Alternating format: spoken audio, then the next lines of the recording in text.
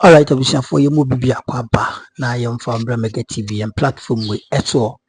Na Juntuah akasa na ensɛm a owura no waka no ɛyɛ nsɛm a emu eduru papaapa. Wotena se na odwindwene ho a otumi sɛ ampa owura wi ɛwɔ point onim de ɔka.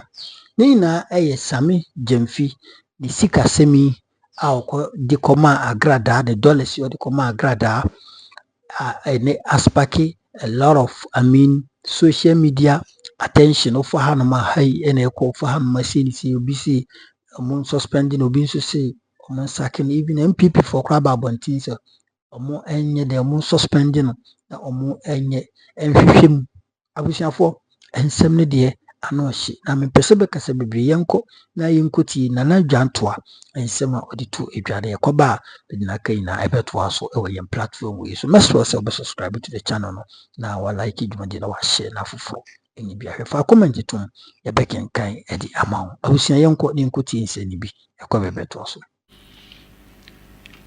Moses Sammy Gyamfi wayeding wayeding Sammy Gyamfi wayeding Onwa ni botum sika. Ni botum sika. Eno di achi obi na aba kamre mu. Inti waye bone. Inti on resign. Na eno eni. Sammy Gyamfi die na eni. Sammy Gyamfi mini aketua no. I know him. Way back KNUST. Omo farming nsem ni bi no. Sammy Gyamfi ehya ase ne kasa ne de wa no si kasa no. Empanyufo pe na asem ntem. Time ayera kudwobo nsu fa no so ombeboa KMA. Time a sa kwanya ya ne de wa osi ya adwuma nti Ibrahim Mahama fa no ehye ne ma eboa no epagya no emma ne sika kese Ebia Japade Ibrahim Mahama obena Ghana hadie one of the person o bompire no abompire say Rade mamisha Ibrahim Mahama papa minshia ne da ma John Mahama niano upo obi oye mad giver ye ka obi oye giver me ye giver me obi a me cha ade nti se me hia obi na o cha ade pe I'm able to connect. Into obi ohwe me bia de bia meka say I'm a spiritual entrepreneur no madwuma bia me ye no emu 10% enye me dia nti me obi chamade a emu 10% enye me dia opa che me 1 billion emu 10% me enye me dia eye obi dia eno nam di tua me tight ema nipa so obi cha me 100 cedis impo a emu 10 that is tight. The spiritual meaning uko ji mu a tight no pasa na mu so mutua no e ji fo mu nkotua no asori dan mu because omo say third temple ni enyansin wie enti ji fo dodo na ye spiritual entrepreneur. What it means is that they turn their place into a worship. Enti adwuma bia wo ye no oye manyankopon enti onyasika emfaso bi obenya bia no otimu 10% na ode ache. Inti me se bia obi aso se nana mache wo emo me se emo me da se me musa ne se ne boy sen mekwa akotie emo we ne boy se bia emo no 5 back e bia ye 500 Ghana cedis me dani pana se bia 500 Ghana cedis me convert into se sika ne me yi mu 10% nam de akoche se obi ma me atade se nana atade we mi koye na me de ma o me hwe atade na se bi atade na 200 cedis no mi trime convert 200 no na me de 10% out of 200 say 20 cedis am de beche tema catch you say hu se Nyankopon hira obi a enya wo nioma na wo ye no ti na obi wo ho a ubo ne dua enya no de bia me ka se Kenya Japan ne na mo sa no e opa betimi atan no but because he's a mad giver e dem pan se obi a Oma obi ade no ubetimi akunu oye hwe emma Kwame despite mu ne nkofo a wo muma nkofo adwuma no sa ubetimi abonidua sen ennyoma a woye no ebetene enti wo so obi wo ho a wo say mama ye kan say o ma wo mawu akunafo me ma mu sika wa ahwan me si obi a omma no eye spiritual connection. Ibrahim Mahama ɔhyɛ ase man nkɔfo nko a etwa ne ho ahyia wa mo ma ya defo no enye easy Sammy Gyamfi ka ho Sammy Gyamfi hyɛ ase si ne dan no na onyam ba ban mu because onya ni papa e de ne ho bɔ no ɛna ɔhyɛ ne ma ɛno ma pagya no Sammy Gyamfi kuma NDC fo bebree yi wo kurom ha yi ma ehu MPP for so pa ni didi na tembebre no say ye English yo say ye twi yo papay no aye gegegege na ma party no share the communication nyoma oye boa mo NDC for. And then what is happening?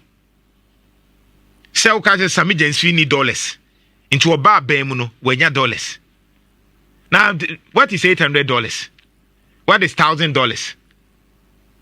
Dollars keke na woni business wokɔ Accra Reggie Manuels ni na busuafo no mwo ho no ɛyɛ akɔ airport hills wo ɛdan no yɛtɔ no wobɛsi yɛse starting at $150,000 wokɔ Accra ne wokɔ yɛde dollars na ɛtɔ ɛne ho a woyɛ mbɛhyew wanhwɛ bɛba wonim kromo han mpanyifo no NDC ni MPP mpanyifo no any businessmen no wo de to bi a konkran wo se me kɔ airport hills me kɔ ho ahwa kɔ cheke ɛdan ya tititi me bi anu we yesi so dollars ye kan wa pa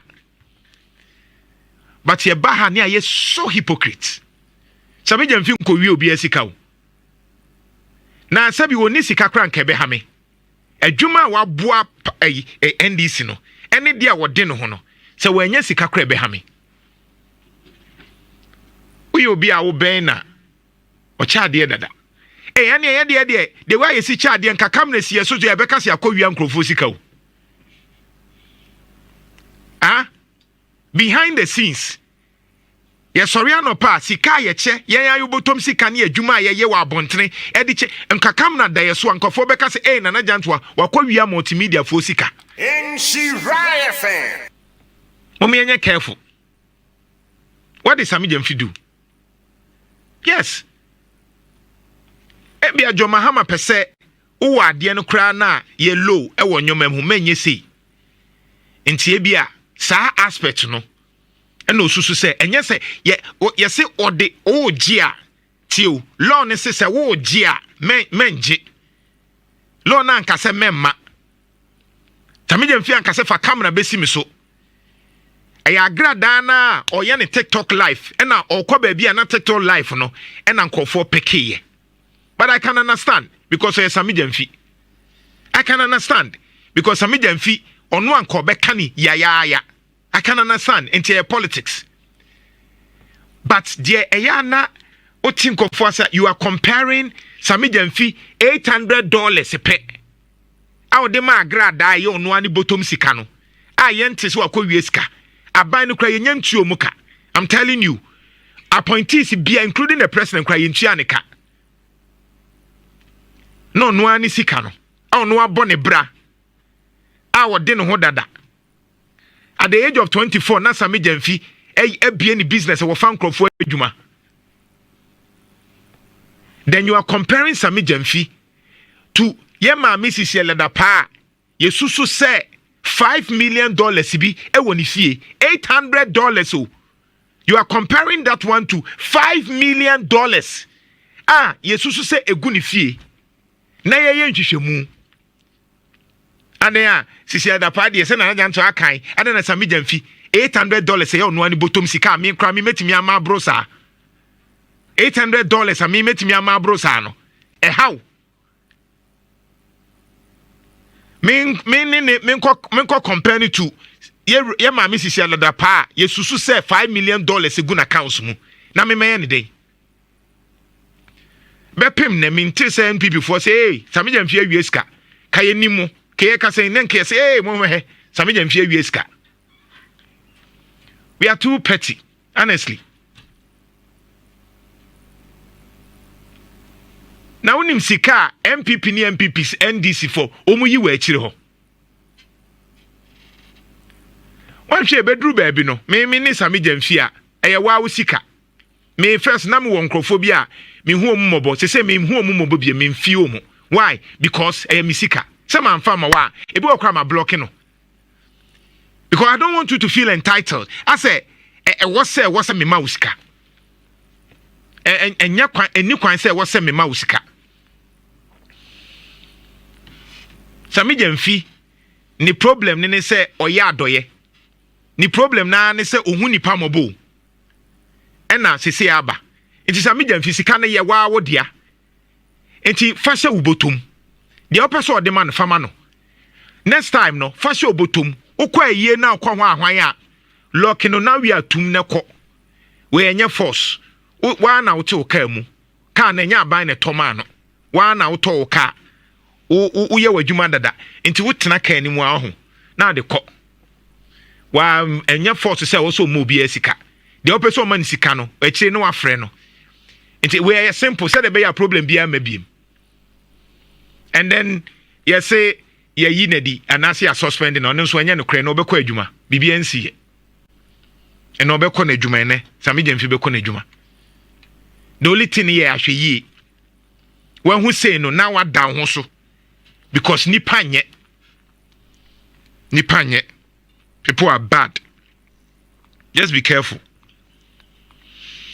Ewe enti we ensema na Juntuah nso editu edwa na uti ensema na Juntuah ekana ewum papa Sammy Gyamfi obi a wa bread moja ni wa ye adwuma even one of his interviews bi a oye no in a position ana na oka nsem bi oni I think so in Umia TV okase ono at the age of 24 no now to about 50 people ka do to anko for ka what you say oye adwuma na sebi anye nemu na oba bi hu skani na even hweyura Ibrahim Hama crowd ne ho akodon na otimi sampa owura no anye bia no obetimi enya dollars kakra hye no na semi ba ye mu binum ya ntenase andwene ho ye.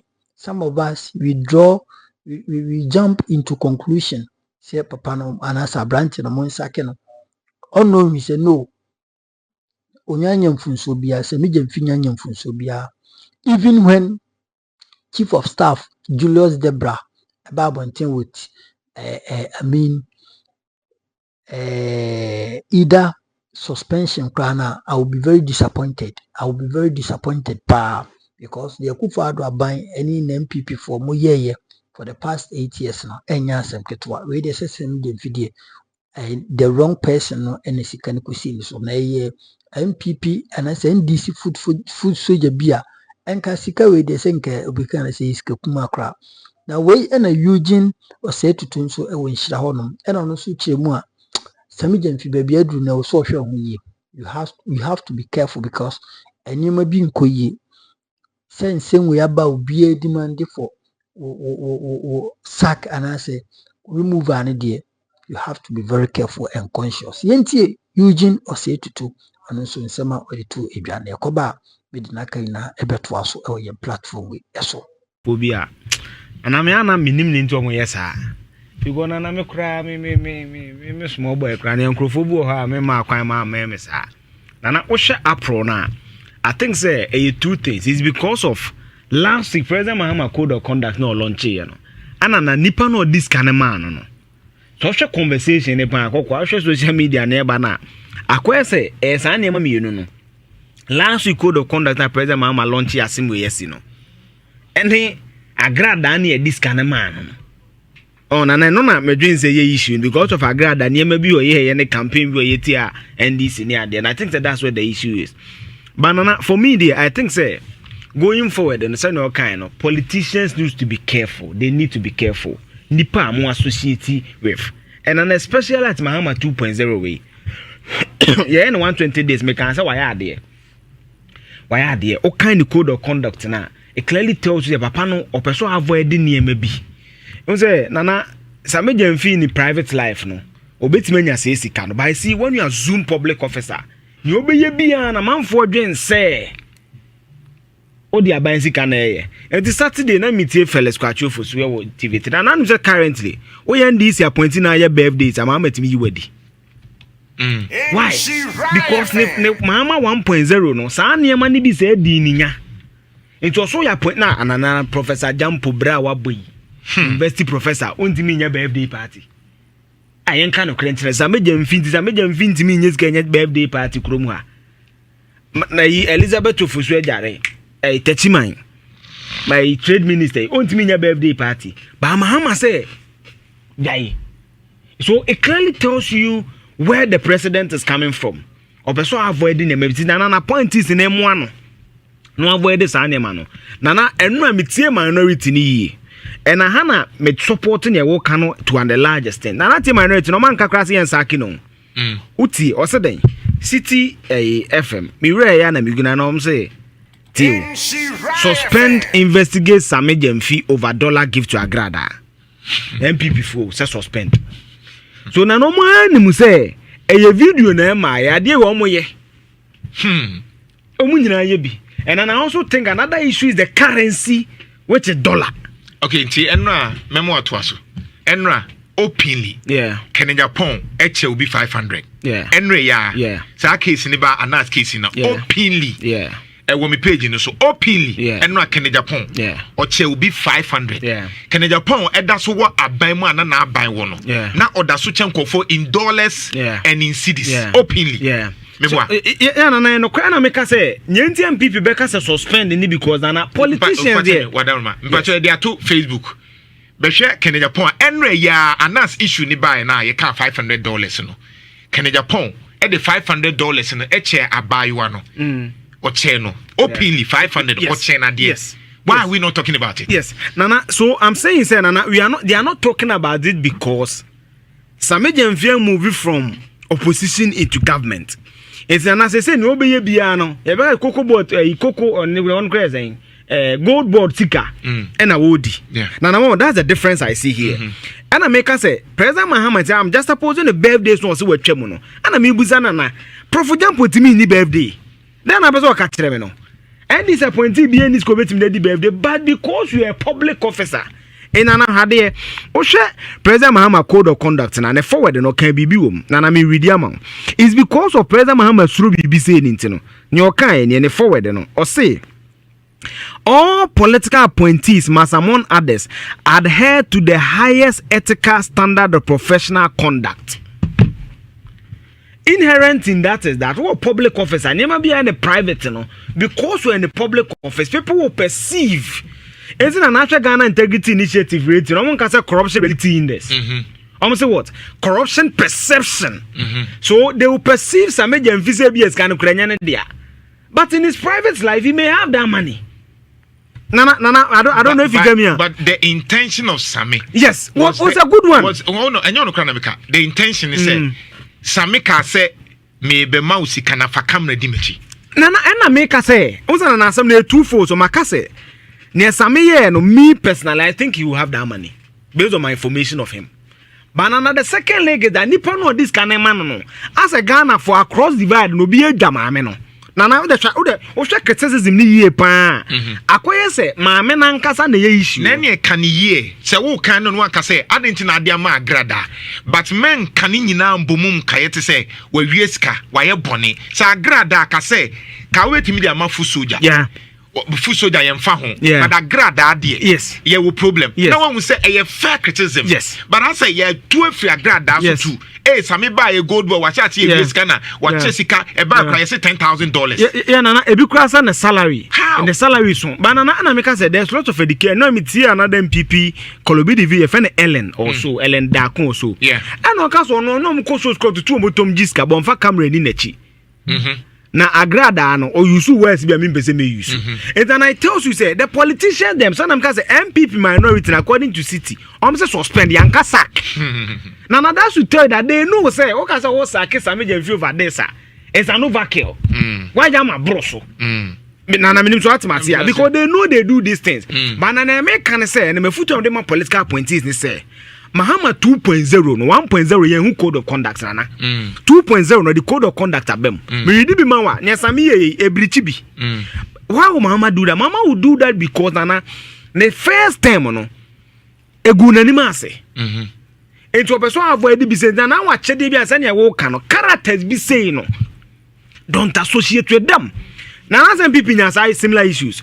Okay, Schwarzenegger ne papa wu ya Fia Schwarzenegger chief of staff command can say before bufu ye na o discount komo akra bi okoye scholarship aburo kire yibia kan mu befu the omubunfu but is the character but okay so MP before bufu yes or their command Fia Schwarzenegger yes man this MP before attack chief of staff so wako wies kano I mean that's the point that I am driving at banana I see another man this MP before ka say chief of staff no wako wies ka na mum say Fia Schwarzenegger there onye papa ntimfa sika ne ma no that's a fair point nana but I see another point is say nipa no this kind of man na Sammy Gyamfi nana say Philippine people nyanka obeka international Saturday me hwe video me try dey bi say Sammy na mu defend no nana ono atrasia o use word bi Sammy Gyamfi apolo use indiscretion nana ugugu the meaning of indiscretion was a lack of good judgment now Sammy Gyamfi didn't exercise lack of or exercise good judgment nana the word indiscretion also means that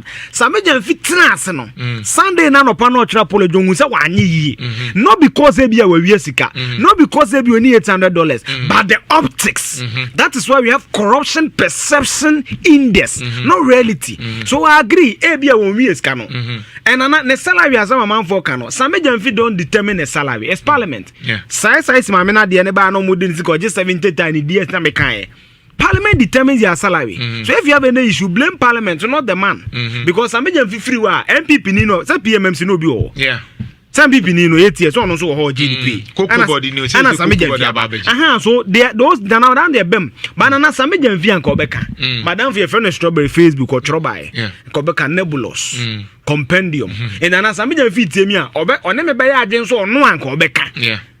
So all that I'm saying is that nana tumufo nana die nana nye but politicians omo taaye nana omo ba from her wo shimbe efui omo jese mi na MPP die ohun se MPP ni aba no akose honorable no wayi o NDC ni ba no ayi honorable no wayi omo fentu omo hofo because nana mi wayi no obi busam say what's my view nana menya chief of staff afre no they no more launch code of conduct or kan or see BBC or befrew nana me source say catch them say be a 3 months e be je ne salary e dey akoto mahama kenim na na bi o maka so ma suspend in 3 months pay me sources omo nsake Sammy Gyamfi well omo nsake na kro be kwa ejuma nti and nana and omo nsake na me begin say you overkill omo fe mo ne kokko but nana and most important for me my last conclusion on this omo nhwe character si bia and nana bi na kwa kan abo apapon de no obi bebre party ni hwa no obi abaye jirigogo bia director of this no matter 8 years omo mani nko efomofo ne ho nana sika we Sammy Gyamfi de mafu soja entrend da maame no ka ho the character of the woman no e ka ho nana mate ase nto omo nya careful omo bibi omo hwe fomofo omo na brema a omo benya atumi no but you see na make us say what you're saying is legitimate the facts and Sam George I'm sure so read it kind I say every day open nipa or hanipa na Sammy Gyamfi minim true communicators no sika wo de ma wo mu sort communicators no out what you say abamba for I understand but me I politically I look at it from a different angle.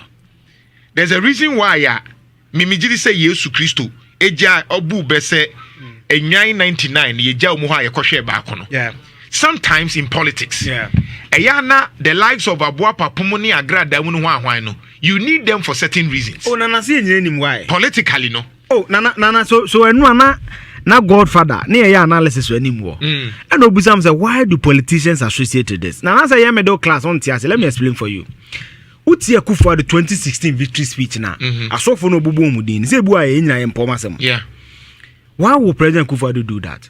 Nana already the history of politics. The founders of New York Times, I'm not founded Republican Party. No, so politicians throughout history has a strong correlation with journalism and religion. Because Nana, me used to wear the be my young friend to me. Most of these people are cult leaders. You can't cult leaders. I call them cult leaders. Nana ne can say omo ye leaders omo nkrofo no be obeka bia no mugidi they command huge following. Nana me because your lighthouse there was 6,000 churches. First Love Church na esi Accra UPS no omo timi nipa e kwasoro won it be do 10,000 one Sunday. Political rally be na Kufuor be on ba si nipa on chiche t-shirt on chiche ska nipa 10,000 be ba. So these religious leaders, they command huge following. And the politicians, they associate with them because of their following. Nana wadam fuso bolo Philadelphia. Unsa ba mi akoy. Odun tumagu ne ho. Mama ko odun tumagu no. Because Philadelphia command the crowd. Okasa mon tumko high one mo beto akọ. So there's always been that correlation between religious leadership and politics. But nana niame can say when you come into power now, you need to be careful because now you are not appealing to just the base of the NDC. You are appealing to the general population of Ghana. The general population of Ghana. So you need to be careful. And he said, "Ubusa said, "Didn't no muko bini mansori. Didn't no muko adakwa. Nana president kufuna na for pan papaya no kaso ebuache. Nana mete botiano reto me koye me service wa airport ko Accra. Omo pona basa say ba. Resurrection. Yes." Nana Bass is bare 40. President Kufuor no okoko because politics has a correlation of religion because these religious leaders are commanding huge following. But nana some characters be there obema. Nana yomu sinche. We share Agradaa ni following. Agradaa is social media person. Agradaa we dey obeti no. The way we see the controversy no say oko TikToker. Sa nyoma na nkofo hwe. Agradaa say na sorry ayemo say ohwe. Na sorry ayema na he oka we social unza wudu yaro dia bad video no hwe ni Agradaa na twa video no na make wonte na eye TikTok live ono Agradaa ye TikTok live enti anye te se metwa na akiri ma share so no live na live instant and ke ma bonten the na ye live nti MP before no mu hwe no mu say Sammy Gyamfi no mu twa ho no enti na Agradaa dia to na yi so be 11 minutes enti time mu hu ye wo no yi free ho no Nandis oh, okay. It's a idea anka or picking it or upload do ya near who say bia or no upload do ya. But now TikTok live. For me, the other angle I mentioned is say Sammy Gyamfi wabe pacho. Yeah. But me sometimes your enemy and my main casa secret winchro. And I'm sure regional minister Krabi on you're comfortable. But America. Regional minister. Say open minister or boy Juma wo nana you can say John Mahama Breswa say on one only said during prime minister no regional minister not on support John Mahama not on support no support to Kwabnado for but Mahama di chair no asa de naba ama say Mahama enima benyam you get the point. That is politics. Regional minister we not supported for non supported John Mahama. And so John Mahama as who he is. And the chance me babra. And yahwe yanto aso. Ya kanya boom. And so she Juma regional minister eboso. Say Mahama di ebufuo e ka say one support me. Ebi anke benya regional minister bia enya te say Franka Mwako hene. So sometimes says Agradaa ne character whatever. But sometimes mole no ase ho no. Eya na go na ye adwuma na uza na ye ne because Agradaa wo hye na sorry a owo emma bebre emma na nya bia bi obi wo abusua ne mma ne ho ahwan okomande enti I am sure say Sammy will look at it say otie na o say me kra Sammy to me for say John Mahama me didi na tem no minjai enti I'm sure say Sammy wanted to use that opportunity to bond say the be to say o de on pe ma asem kra ma asem ba menka ne ka bi mami na ana anim una na say unzo wutu obi furu ade wa Agradaa tie ni ni mini what you for we no asa me emotional blackmail because na utie na ge obi so ho o say o patwa ma Sammy na ho tina to police kan man but na one thing I can we end on it is that the apology he brought no I think it was a good thing. Na nanso bu obe o masa no me kan bia e be die.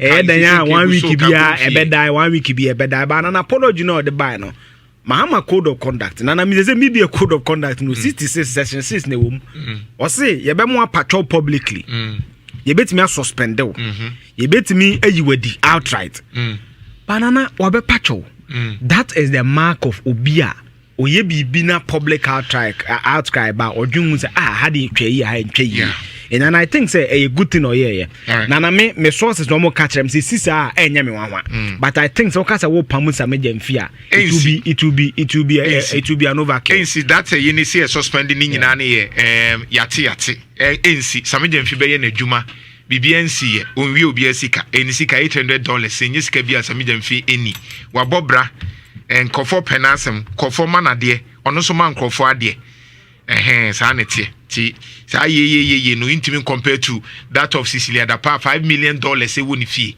It doesn't make any comparison meaning.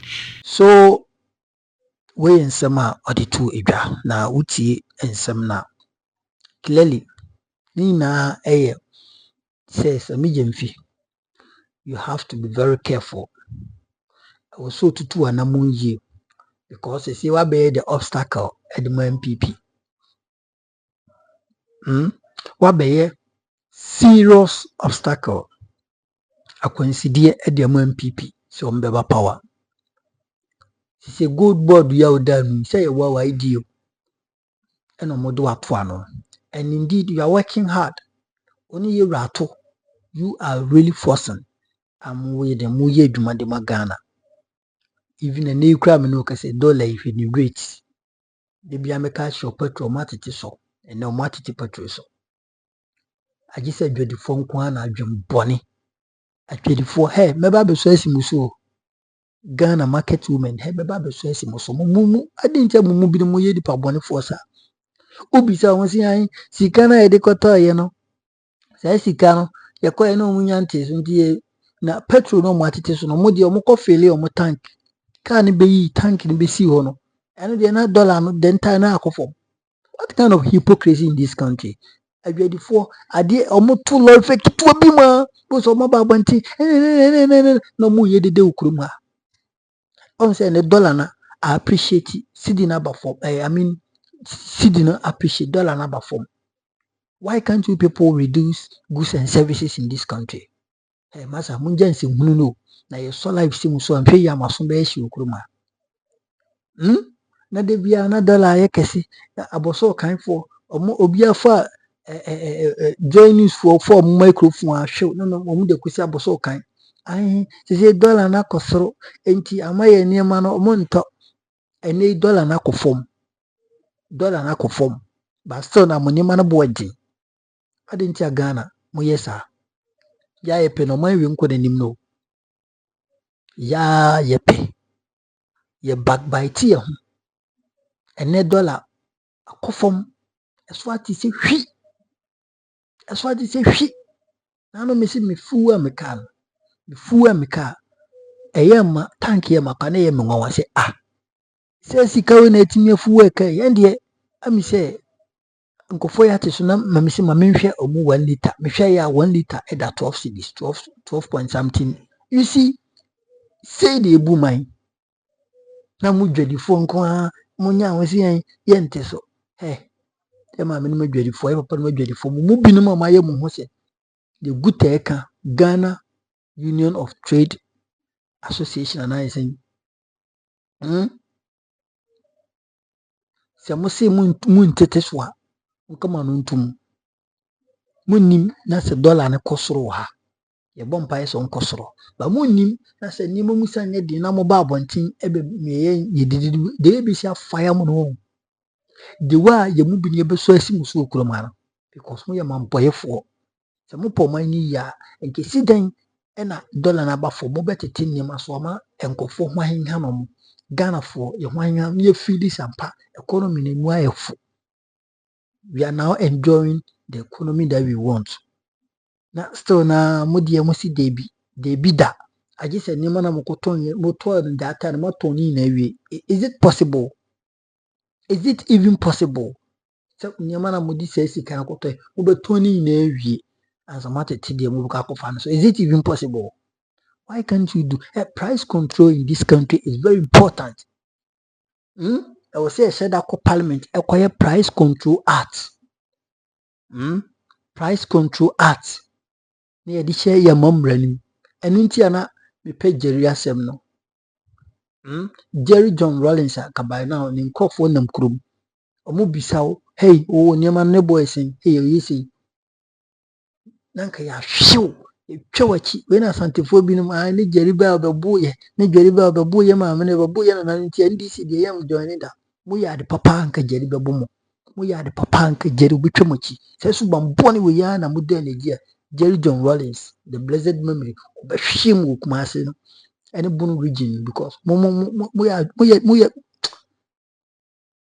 dollar abafom tete nneɛma so na Ghana ordinary Ghanaian ntumi nye bibi ento no no so ne ho hia no hu sɛ aba no to yɛ no faso aba so osi an me deɛ mente so aden sika na me de kɔtɔ yɛ no me ti me mfa so adwompɔni sɛ ɛbɛde no wakɔ anim adwompɔni sɛ ɛbɛde no wakɔ anim adwompɔni sɛ 247 ɛna ɛde ti kurom ha adwompɔni 247 ɛna ɛde ti kurom ha aban no nhyehyɛ yɛ na ɔde ba na dollar stabilization nka ho me cedi stabilization ka ho but God being so good and abɛyɛ surplus ɛde ama yɛ so why can't you people take advantage of it and let Ghanaians enjoy the economy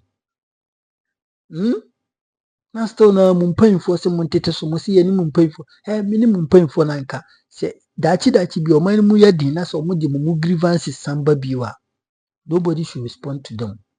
Munkyerɛ mo sɛ mo yɛ mpanyinfoɔ na mmerɛ bi duru yɛ ma mo ka nsɛm bi kyerɛ mo amfi mo. This is the time mo nso mo bɛhyia mo. Sɛ mo anyɛ saa mo nso guta me ne mo wɔ asɛm. Ghana I mean Union of Trade Association is it I mean say yes guta.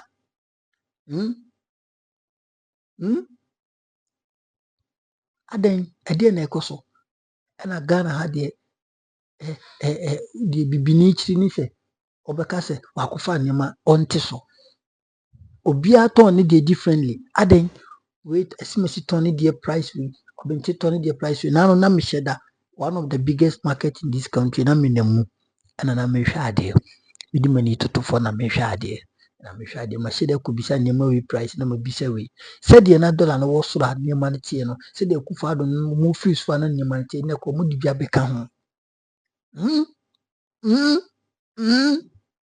ade na mo yɛ nipa bɔnifoɔ saa binom ade na mo ndwen Ghana fo yɛhyɛ adwadifoɔ mo ntete nneɛma so ɛnte saa table ne tɛ nneɛma so bɛsen ayɛhye ɛnte saa na sɛ nyame mfa saa ma dollar ne sɛ nkɔ so bio na sɛ nneɛma no bɔ yɛ dia mo yɛ dede okurom ha yɛ mo binom you face you squarely and we will let you know sɛ bia mo sɛ benya ado kasa hunu ɛne nneɛma hunu ɛna mo yɛ eti mo ntete nneɛma no so na ade no mfa so mbra so na dollar stabilization I mean cedi stabilization and cedi appreciation no enye den entimi mfa so papa bi mbra so mfa ma Ghana fo na Ghana fo sampa ya to aba sɛ bi anyansafo mo bu man enye sɛ bi oduduntie atete kwa bi wacha sɛ bibi entimi nkɔ so wano wei ɛyɛ me humble appeal a me de ma mo tibisira mo nye bibi mfa ho nneɛma bo odi nkwa yɛ data no sɛ binom beti America nyina no yɛ kɔ abantia yɛma no bo no ɛden asifu wɔ de me kɔ mo atete so America ho asɛm saa na ɛwɔ sɛ ba but mo de goods and services ne edi kɔ yɛm de yɛ ho mo sɛ mo ntoto so aden what kind of hypocrisy and wickedness is that you people must do what is needful this are some of us ye be gyina mo bati so kɔpem sɛ mo bɛtete de man so Yakupɔ hyira bɛba me kie bafo Yakupɔ hyira ma me lɔ yɛ bi chacha ba bia wo UK Yakupɔ hyira bia bye bye